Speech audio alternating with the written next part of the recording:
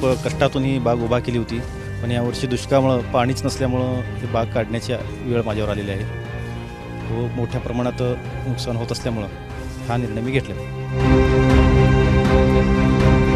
कोरोनानंतर शहरात काय करायचं म्हणून शेती करण्यासाठीचं शेती विकत घेऊन हा सगळा डोलारा उभा केला होता, पण निसर्गाच्या पुढं मी हतबल झालो आणि ही बाग काढायचा निर्णय मला घ्यावा लागला. एखाद्या शेतकऱ्याच्या आयुष्यातला सर्वात वाईट दिवस कुठला असतो तर तो ज्या पिकाला स्वतःच्या लेकराप्रमाणे वाढवतो आणि तेच पीक जे आहे ते तोडून टाकण्याची वेळ येते. सोलापूर जिल्ह्यात असे अनेक शेतकरी आहेत ज्यांनी अनेक वर्ष आपल्या पिकांना तळहाताच्या फोडाप्रमाणे जपलं, मात्र दुष्काळीमुळं हे पीक आता काढून टाकण्याची वेळ आली. महेश सावंत माझ्यासोबत आहेत, कासेगावचे शेतकरी आहेत. 2 एकर शेती होती तुमची आणि तळहाताच्या फोडाप्रमाणे जपलेलं होतं. हा, खूप कष्टातून ही बाग उभा केली होती, पण यावर्षी दुष्काळामुळं पाणीच नसल्यामुळं ही बाग काढण्याची वेळ माझ्यावर आलेली आहे. खूप मोठ्या प्रमाणात नुकसान होत असल्यामुळं हा निर्णय मी घेतलेला. किती एकर शेती होती, कधी लागवड केलेली होती, किती? माझ्याकडे 5 एकर क्षेत्र होतं. हे 2 एकर मी द्राक्षबाग लावायचा निर्णय घेतला. एकरी याला 6 लाख रुपये द्राक्षबागेच्या फाउंडेशनला खर्च आला होता. जवळपास 20 ते 22 लाख रुपये मी ह्या शेतामध्ये इन्व्हेस्टमेंट केली. कोरोनानंतर शहरात काय करायचं म्हणून शेती करण्यासाठीचं शेती विकत घेऊन हा सगळा डोलारा उभा केला होता, पण निसर्गाच्या पुढं मी हतबल झालो आणि ही बाग काढायचा निर्णय मला घ्यावा लागला.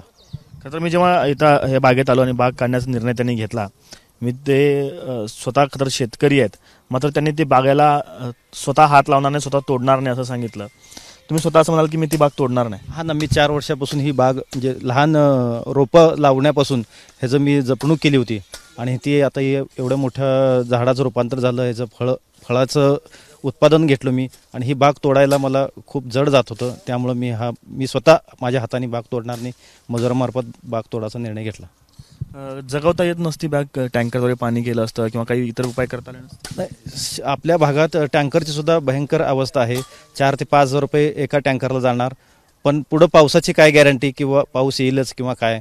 आणि 1 वर्षाचं विना उत्पन्न बाग जगवणं खूप जिकिरीचं काम आहे. मजुराचा खर्च आणि हे बाकीचा सगळा खर्च आता झेपणार नाही, म्हणून हा निर्णय मी घेतला आहे. मला पाण्याची काय अवस्था आहे? कारण शेतीला पाणी नाही हे उघड दिसतंय. जनावरांना कसं जगवताय? स्वतःच्या पिण्याच्या पाण्याचं कसं भागवताय? फार मोठ्या प्रमाणात ह्या वर्षीचा दुष्काळ आहे. ह्या लोकसभा निवडणुकीमुळे ह्या दुष्काळाचं दुर्भिक्ष लोकांच्या लक्षात आलं नाही किंवा राजकारण्याच्या लक्षात आलं नाही. पर पिण्यासाठी पाणी नाही. आता आमच्या इथं मजूर जी शेतात राहतात ह्यांना गावातून खांद्यावर घागरीनं पाणी पिण्यासाठी आणावं लागते. जनावरांना सुद्धा घागरीने पाणी आणतोय.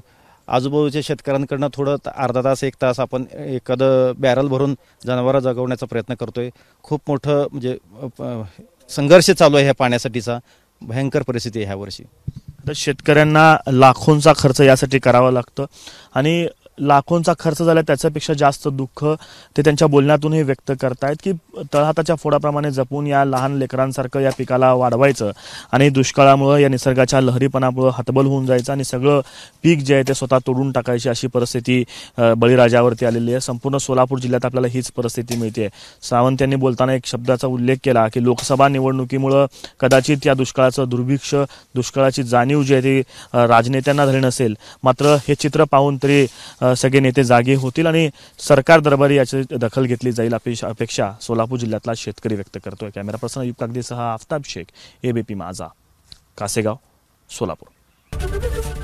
एबीपी माझा, उघडा डोळे बघा नीट.